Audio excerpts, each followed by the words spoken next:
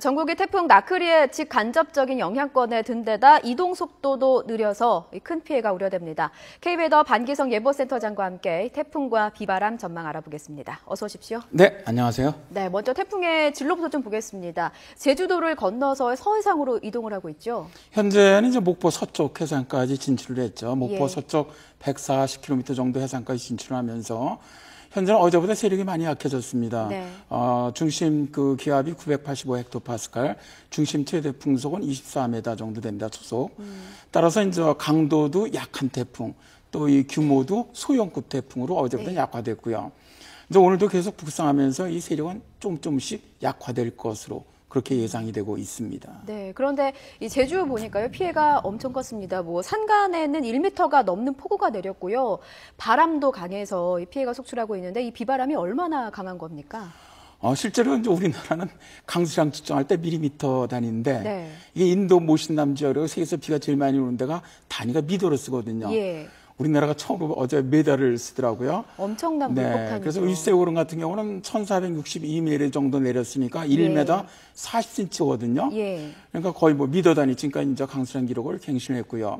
제주의 진달래밭 같은 경우도 1080mm, 그다음에 지리산이 470mm, 이제 고흥 같은 데도 한 370mm 정도.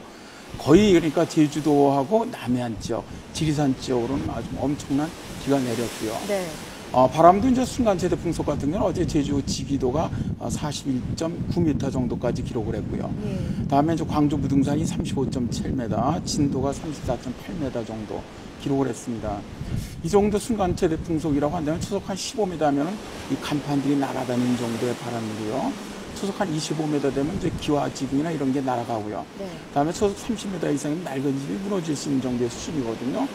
그러니까 실제로 태풍의 강도에 비해서, 태풍의 크기나 세력에 비해서는 바람도 강했고 비도 많이 내렸다고 할 수가 있지요. 네. 그 원인으로 꼽는 원인 중에 하나가, 그 이유로 꼽는 원인 중에 하나가 속도가 느리다. 그래서 말씀하신 대로 그 크기나 강도에 비해서 속도가 느리기 때문에 큰 피해가 발생한다고 하는데 원인이 뭘까요?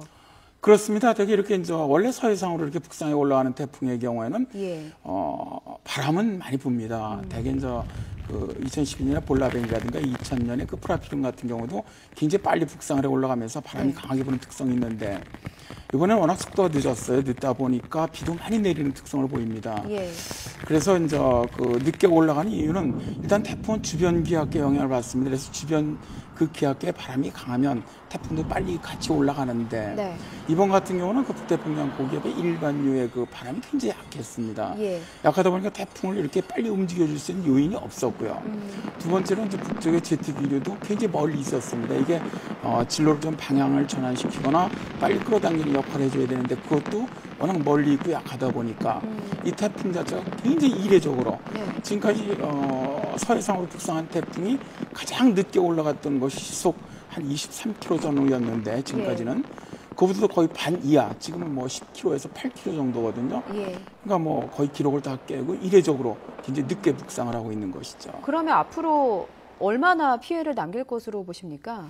일단 지금 현재 예상대로라면 내일 밤 정도 되면 이 태풍은 열대성 저기압으로 태풍 로이스의 세력은 이제 소멸될 겁니다. 내일 밤 정도요? 네, 그렇더라도 이 열대성 저기압이 끌고 올라온 그 막대한 수증기가 있거든요. 고온다습한. 이거는 일단 화요일까지는 전국적으로 영향을 줄 것으로 예상이 됩니다. 특히 남부지방으로는 지금도 비가 많이 내렸는데 일단 남부지방은 저희들 예상으로는 지리산이라든가 남해안 쪽으로는 앞으로도 200mm 이상 더 호우가 예상이 되고요. 중부지방에도 한 30에서 70, 많은 곳은 100mm 정도. 그래서 이 비가 이제 계속 며칠 동안 이어지기 때문에 특히 남부지방을 중심으로 해서는 산사태 가능성이 좀 있지 않겠느냐 그렇게 예상을 하고 있습니다. 그렇군요. 태풍이 소멸이 되는 것은 내일이지만 영향은 모레까지 미칠 수 있다, 이런 말씀이신 거죠? 네, 그렇습니다. 그렇군요. 서해안에는 일단 풍랑주의보도 내려지고 바람도 많이 불 것 같은데 혹시 해일의 가능성은 없습니까? 그것도 가능성이 있다고 생각을 합니다. 원래 이렇게 태풍이 올라오면 약하다고 하더라도 이 기압치가 낮아지면 수면을 끌어올리는 역할을 해줍니다. 여기다가 어쨌든 먼 거리서부터 들어온 너울이라든가 높은 파도가 겹쳐지고 여기에 만조 시간이죠. 만조 시간이 겹치신다면 되게 우리 서해안 지역이 저지대가 많거든요.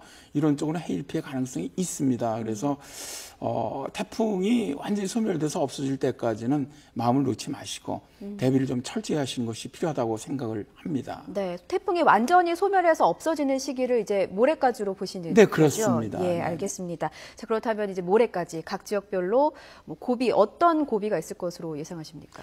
일단은 오늘은 현재 이제 목포 서쪽으로 올라왔으니까 전남 지역이 이제 오늘 최대 고비 시점이 될 것으로 보고요. 예. 오늘 밤부터 이제 내일 오전 사이가 주로 전북 지역.